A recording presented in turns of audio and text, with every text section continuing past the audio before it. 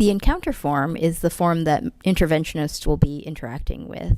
So this is the form that we'll want you to complete to tell us about all the activities that you've done with or on behalf of a participant every day. There should be one encounter form per participant per day for each interventionist. That means every day that you interact with a particular client, you'll want to enter an encounter form for that client. And if at your site there are multiple interventionists, they may all be interacting with the same client, and each interventionist should enter their own encounter form. Again, one encounter form for each participant per day. So when you open up the SPINS Housing and Employment Tracking website, you'll be on this homepage. You'll need to search for your client and click on the Forms List link next to their name or their ID number. Click on Encounter Forms to access the list of encounter forms that have been entered. You can add a new encounter form, or you can edit an existing encounter form. You're only able to edit your own encounter forms because, again, you could have multiple interventionists at your site, and each one should be entering their own encounter forms for each client, because they may be working together, but they may be doing different things on the same day for that client, and we want to capture all of that work. So when you add a new encounter form, you'll see that the date of contact pre-populates with today's date, the date that you're opening this form for the first time. You can change that, of course. We do recommend that you try to stay updated on these encounter forms. We know that it is time-consuming to enter them, but we also know that it is easy to forget what you're doing. And I know that I can't remember what I did yesterday, never mind a week ago. So keeping up to date on these encounter forms is a really great idea.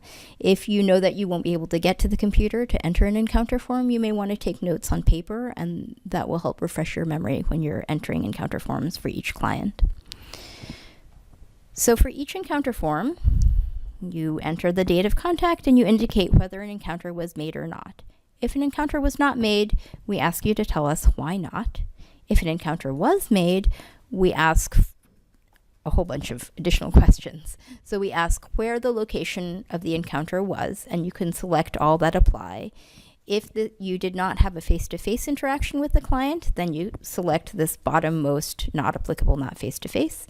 But if you did have in-person interactions with the client, you can select as many of these as makes sense for you. Then there's this grid at the bottom, which has a list of encounter activities. And we tried to group these in sections that sort of were similar types of activities. And so you'll see a dark blue header, which gives you some information about the broad category of activity, and then within that there are subcategories. When you select one of these activities by clicking on a checkbox, you'll see that these additional fields on the right open up. There's type and duration. Type is an indication of how personal an interaction it was.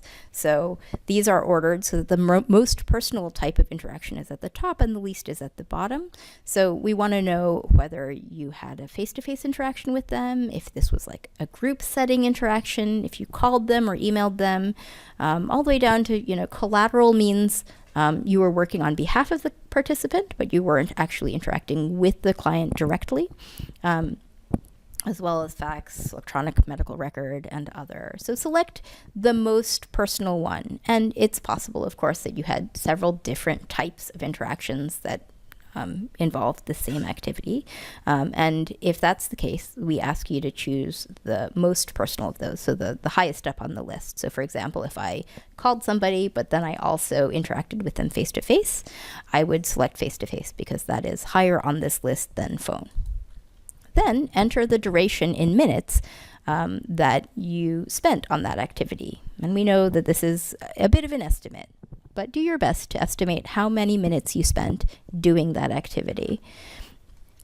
And as you scroll down this list, you'll see that there are quite a few activities.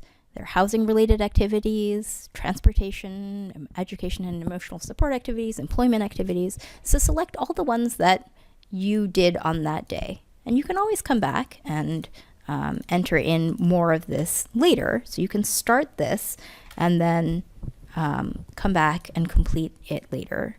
But I want to remind you to click on that blue Save button at the very bottom of the screen anytime that you're entering data so that it is saved. And it will give you this yellow record saved to let you know that what you entered was saved.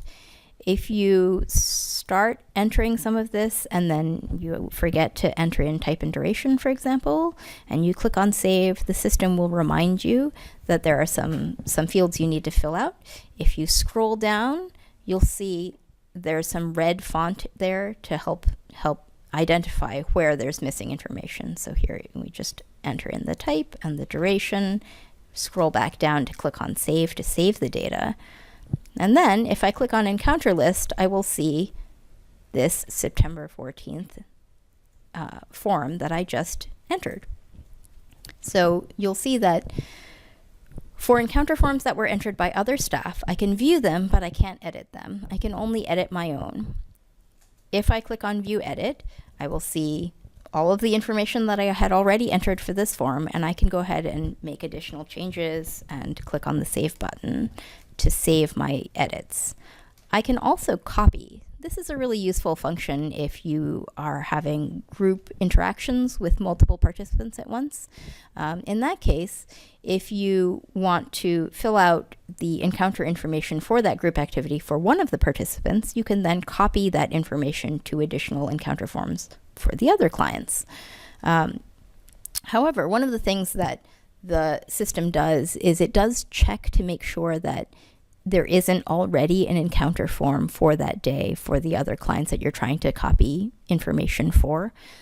So if you know that you're going to have a group interaction with a number of clients, you may want to hold off on entering all of the participants' specific information until you've entered the group information and copied it over. And then you can make the participant-specific updates for each of those clients. Otherwise, if you try to, if you've already started encounter forms for those other clients for that day, you won't be able to copy the group information to them because the system will recognize that you already have an encounter form entered for those other clients for that day. But if you wanted to copy the group information, you could enter it, and then you can select however many participants it makes sense to copy it to.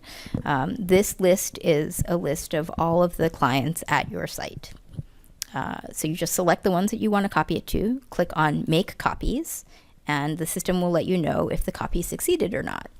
And if it didn't succeed, it will give you the reason why it didn't succeed. Most often that will be an error like, encounter form already exists for study ID 13 for that date.